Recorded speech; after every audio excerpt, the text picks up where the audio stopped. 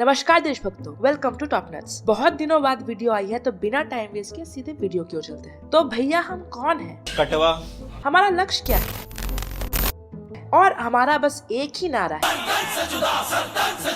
तो अगर हम लोग ये 3 लाइन बोल देना तो पूरी की पूरी कम्युनिटी डिस्क्राइब हो जाती है। मुल्ला मादर।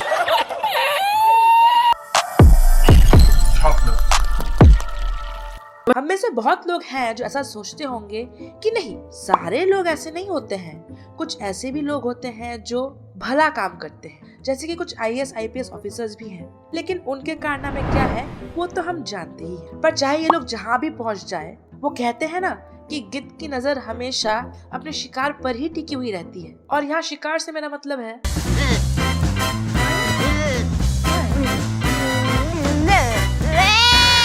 चलिए बहुत मजाक हो गया, अब कुछ सीरियस बातें करते हैं। तो इस वीडियो में हम बात करने वाले हैं कुछ ऐसे एक्सट्रीमिस्ट लोगों की जिनका एक पर्टिकुलर हॉबी है सर को तन से जुदा कर देना। और अगर ये काम वो खुद ना कर पाए या फिर किसी भी विशेष कारणों की वजह से अगर उनके हाथ बंधे हुए हो तो वो इनके लिए कुछ लोगों को सुपारी भी देते हैं कि भैया जाओ और काटो, पैसे हम दे देंगे। अभी कुछ दिन पहले ही खबर आई थी कि वसीम रिजवी के धर्मांतरण के बाद कुछ लोग उनसे बहुत ही ज्यादा खफा है और इंडिया का सबसे बड़ा सेक्युलर पार्टी जो है कांग्रेस, उस पार्टी के 2 लीडर्स रिजवी के सर के ऊपर 50 और 25 लाख का इनाम भी रख चुके हैं। तो सवाल तो ये होता ही है ना कि जब धर्म इतना इम्पोर्टेंट नहीं है, जब धर्म बस एक वे ऑफ लाइफ है, जब कांग्रेस पार्टी में सब बहुत ही सेक्युलर और लिबरल है, तो सिर्फ एक धर्मांतरण की वजह से किसी के सर को धड़ से अलग कर देना, क्या ये जायज है? वैसे अगर इनकी बात मान ली जाए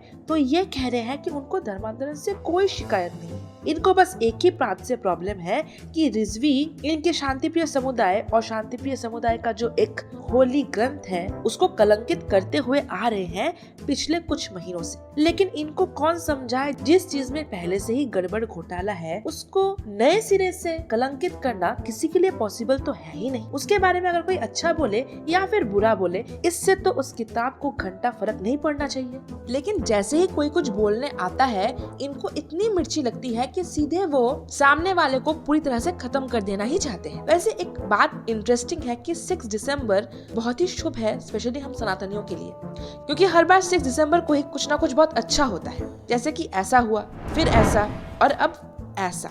सच बोलूं तो अब एक्साइटमेंट सी होने लगती है कि इस साल 6 दिसंबर को क्या नई हरकत होने वाली है और मिर्ची जुबान की जगह और कहां लगने वाली है। खैर छोड़ो, जाने दो।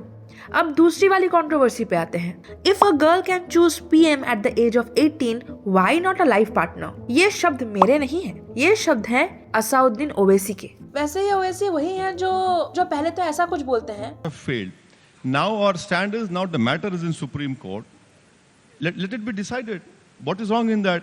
और बाद में ऐसा कुछ। फैसला क्या आता नहीं मालूम मुझे, फिर भी सुप्रीम कोर्ट सुप्रीम है मगर इनफेलेबल नहीं है। साला ये दुख का खत्म नहीं होता बे।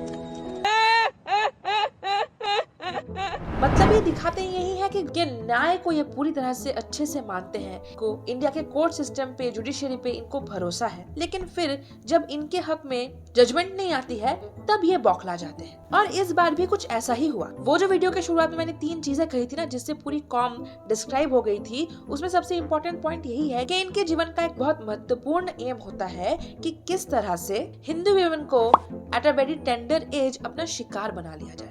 और इसके ही खातिर ये अपना नाम सलमान से समीर, रियाज से राहुल और आशिफ से अमन करते रहते हैं। या तो शादी करने के बाद लड़कियों का जबरदस्ती धर्मांतरण कर देते हैं, या फिर अगर वो नहीं मानी तो उनका हश्र कुछ ऐसा होता है। और इस बार ओवैसी को लगा कि उनके इतने बड़े मिशन पे तो ये गवर्नमेंट ताला लगा रही है। बेचारी 21 साल की हो जाएगी, पढ़ लिख लेगी तो कहाँ इनकी बातों में आएगी। वैसे मैं ये नहीं कह रही हूँ कि 100% 21 साल की उम्र में भी ऐसा कुछ नहीं हो सकता है, लड़कियां फिर भी इनके चंगुल में फंस सकती हैं, लेकिन इसके चांसेस बहुत ही कम हो जाएंगे और इसी वजह से इनको इतनी मिर्ची लग रही है। वैसे सच माने तो इनकी इतनी बुरी तरह से पट्टी है कि ऐसी खबरें सामने आने लगी। इस लॉ के डर से जिनकी शादियां बाद में होने वाली थी, उन 21 साल से कम उम्र की लड़कियों की शादी जल्द से जल्द करवा दी जा रही है। और जिन लड़कों को 2-2 लाख रुपए मिलते हैं कम उम्र की हिंदू लड़कियों को बहला फुसला के उनसे शादी करके उनका धर्मांतरण करवाने के लिए उनकी दुकान पे तो डेफिनेटली ताला लग गया होगा। वैसे एक बात आपने ऑब्जर्व की, कहीं आपको ये सुनने मिला कि हिंदू शादियों की रेट इंक्रीज हुई है? नहीं, यही कारण है कि ना चाहते हुए भी बार बार हम शांति प्रिय समुदाय की तरफ आकर्षित हो जाते हैं और उनकी बैंड बजाने पे मजबूर हो जाते हैं। अब आते हैं आखिरी न्यूज पे। कुछ दिनों पहले ये खबर सामने आई। अब आप ही बताइए कि एक बकरी को ऐसा अजीब सा मानव रूपी बच्चा कैसे हो सकता है? अब इस कांड में किसका हाथ हो सकता है वो हम आप पे छोड़ते हैं। आप कमेंट सेक्शन में हमें जरूर बताएं कि आपको क्या लगता है कि इस बकरी के साथ क्या हुआ होगा और ये काम किसने किया। With this note, let's end the video today. I hope कि आप सबको ये वाली वीडियो अच्छी लगी हो। अगर अच्छी लगी तो लाइक शेयर सब्सक्राइब जरूर करें। और एक जरूरी सवाल मैं आप सबसे पूछना चाहती हूँ कि आने वाले वीडियोस में मुझे फेस कैम करना चाहिए, इसके बारे में आप लोगों को क्या लगता है कमेंट सेक्शन में जरूर बताएं। मिलते हैं नेक्स्ट वीडियो में। जय श्री राम।